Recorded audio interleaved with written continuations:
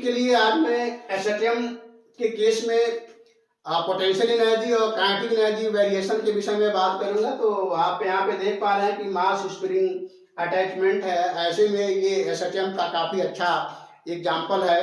तो यहाँ पर इसके डिस्प्लेसमेंट को हम x = a sin थीटा से रिप्रेजेंट कर रहे हैं। अब इस पार्टिकल का डिस्प्लेसमेंट हम x = a sin थीटा से रिप्रेजेंट कर दिए हैं। अब इसको डिफरेंशिएट करके हम इसका वेलोसिटी निकालेंगे। तो वेलोसिटी होता है dx/dt।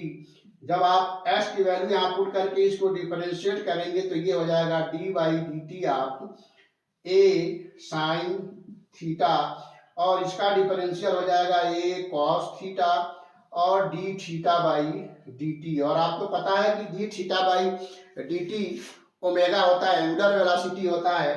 तो इसके जगह पर ओमेगा आप लिखेंगे तो ये हो जाएगा a ओमेगा cos थीटा। तो ये हो गया आपका वेलोसिटी। अब पार्टिकल का आपको काइनेटिक एनर्जी और पोटेंशियल एनर्जी निकालना है। तो सबसे पहले यहाँ पर पोटेंशियल एनर्जी निकालते हैं। तो पोटेंशियल एनर्जी लिखेंगे ½ kx स्क्वायर, और ये हो जाएगा ½ k, x की जगह पर लिखेंगे a sin थीटा का स्क्वायर। तो ये हो जाएगा ½ k a square sin square theta. और हमें पता है कि ओमेगा जो होता है यहाँ पर √k/m होता है। तो यहाँ से k की वैल्यू हम यहाँ पर चाहे तो पुट कर सकते हैं। ये हो जाएगा ½ m omega square a square, और इधर हो जाएगा sin स्क्वायर थीटा। तो आपने देखा potential energy ½ m omega square a square sin square theta आया। अर्थात सिंपल हार्मोनिक मोशन में एसएचएम के केस में पार्टिकल का जो पोटेंशियल एनर्जी है वो sin स्क्वायर थीटा के अनुसार वैरी कर रहा है। अब आपको मैं बताना चाहूंगा कि sin स्क्वायर थीटा का जो रेंज होता है 0 और 1 के बीच में होता है, और sin स्क्वायर थीटा और थीटा का वेरिएशन इस तरह से दिखाया जाता है। तो पार्टिकल का जो पोटेंशियल एनर्जी है वो sin स्क्वायर थीटा के अनुसार वैरी कर रहा है, इसलिए sin स्क्वायर थीटा और थीटा का जो ये वाला पोर्शन है ये पोटेंशियल एनर्जी को शो करेगा। और यहाँ पर देखिए इस ग्राफ में ये पोटेंशियल एनर्जी पार्टिकल का दिखाया गया है, जो x = a पर मैक्सिमम पोटेंशियल एनर्जी है और x = 0 पर पोटेंशियल एनर्जी 0 हो रहा है। इसी तरह से अब हम इसका काइनेटिक एनर्जी निकालेंगे। तो देखते हैं काइनेटिक एनर्जी कैसे प्राप्त करेंगे। तो काइनेटिक एनर्जी बनाने के लिए हम इसको वेलोसिटी, काइनेटिक एनर्जी होता है ½ mv²। तो यहाँ पर काइनेटिक एनर्जी अब हम लिखेंगे ½ mv², ½ m, और v की जगह पर लिखेंगे a ओमेगा cos थीटा का स्क्वायर।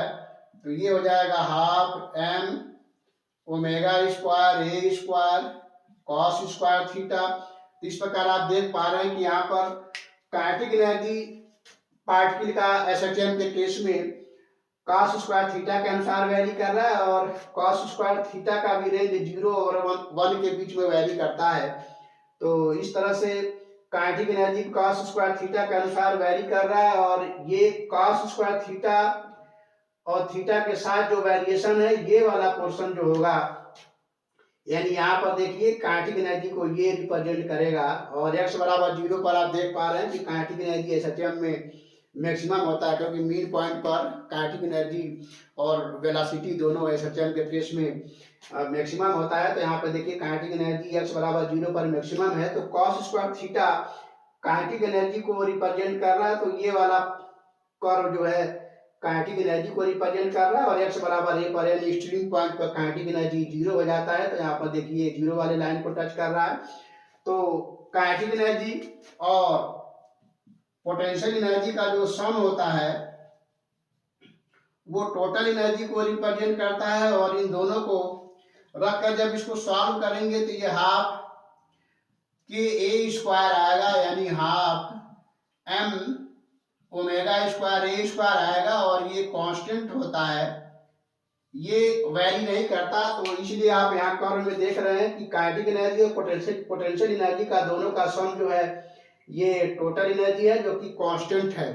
तो इस तरह के क्वेश्चन जनरली नीट के एग्जाम में पूछे जाते हैं और कई बार पूछे गए हैं। आगे भी या तो ग्राफ के रूप में पूछा जाएगा या तो इस तरह से इक्वेशन के रूप में पूछा जाएगा। तो हम समझते हैं क्वेश्चन आप काफी अच्छे से समझ पाए होंगे। तो फिर मिलते हैं किसी और वीडियो में किसी और क्वेश्चन के साथ, तब तक के लिए थैंक यू।